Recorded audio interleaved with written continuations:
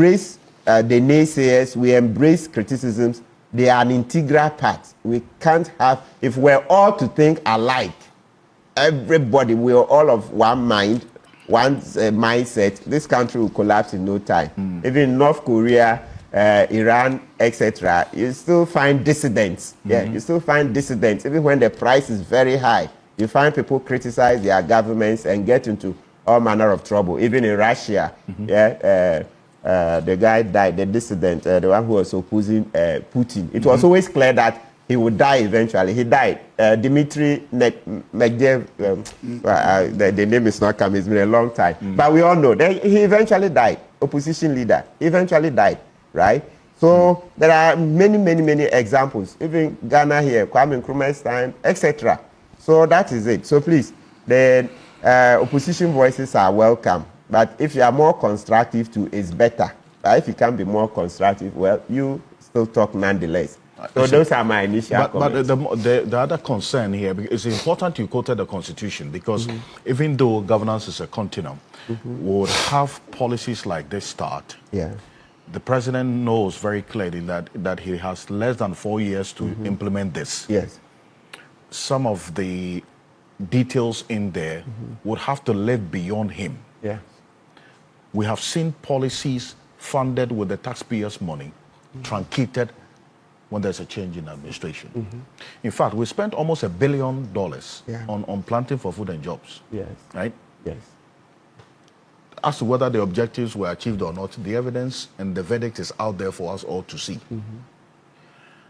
How do we ensure that this cycle of truncating development policies like this stops when the Constitution is quite clear about continuum, essentially?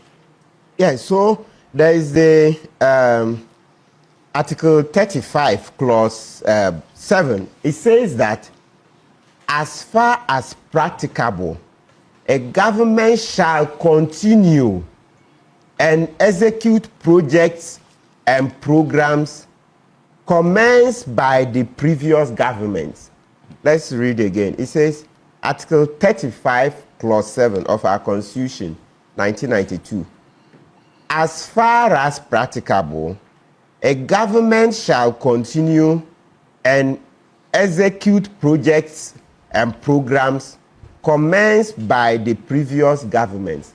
So this is a constitutional injunction. So you see that, for example, free SHS, you see government came, is continuing. You remember even the lead up to the election, there was propaganda that the NDC administration will scrap it. It's not possible. Even it's an IMF conditionality that we should review it to make it better, etc. Right?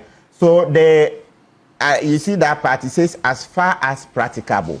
So Mr. Kansi, what is expected is that if the program is good and the people can see it is good, then public opinion will weigh on the new government. Even apart from its own conviction that it should continue, public opinion will compel the government to continue. In the same way, if the project is impracticable, so let me give an example, the Agenda 111. That was grandstanding. I mean, where were we going to get money to do those hospitals at a go? It didn't make sense.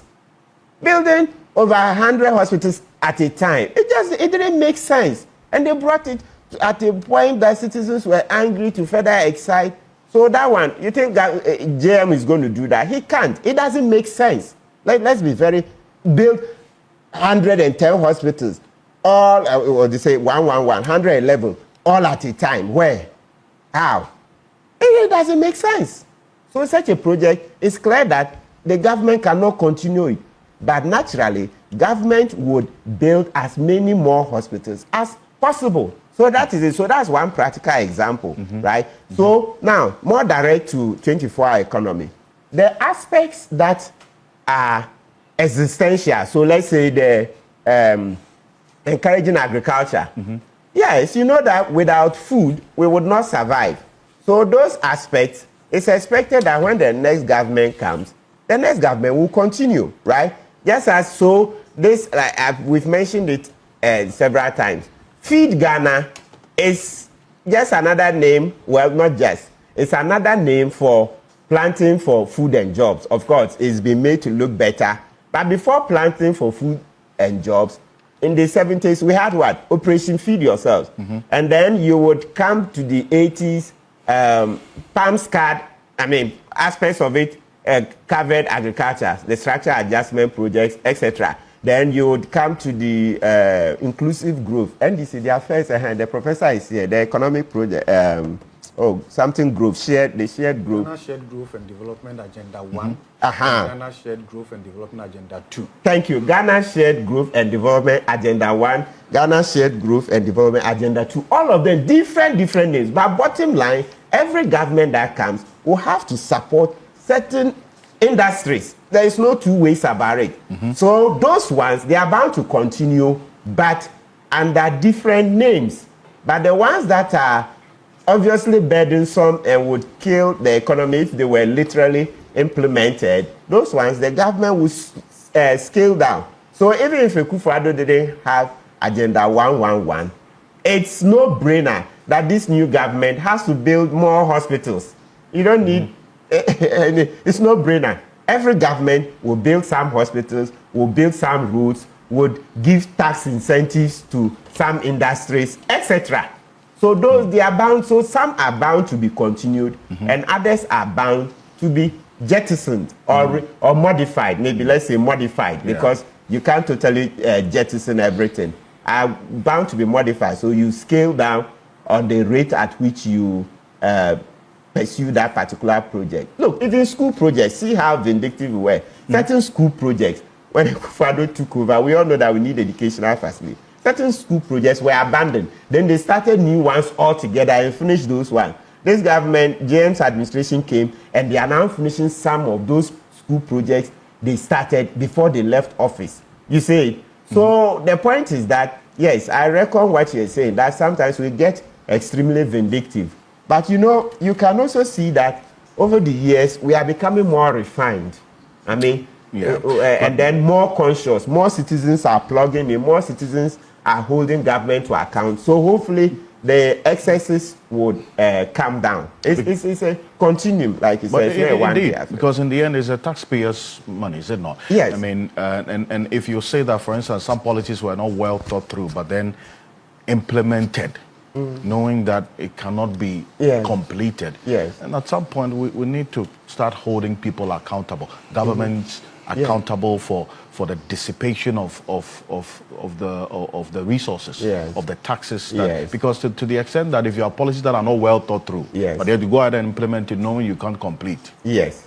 It's true, especially the Agenda 111. It's just so obnoxious. It's essentially financial loss, which has to be recouped. Yes, because a lot of this, if you take Agenda 111, the last time some analysts did some figures, they said we need in excess of 3 billion to be able to finish all those projects. Dollars, actually. Yes, 3 billion. Yeah, in excess. I'm hearing some maybe 3.6 upwards. It wasn't less than that.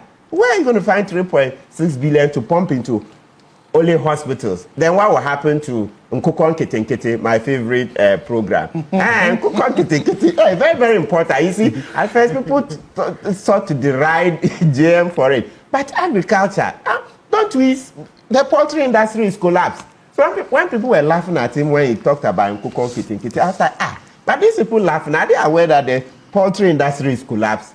So when he says you give Nkukon Kete, so give Professor Bob King maybe 100-day-old chicks, give Kpebu 100-day-old chicks, Dr. Zato 300 because he's NPP. Give him 3 times because he said that. How many should we give? Mischief, exactly. See, mischief detected. Let him proceed. I think we just have to. You haven't.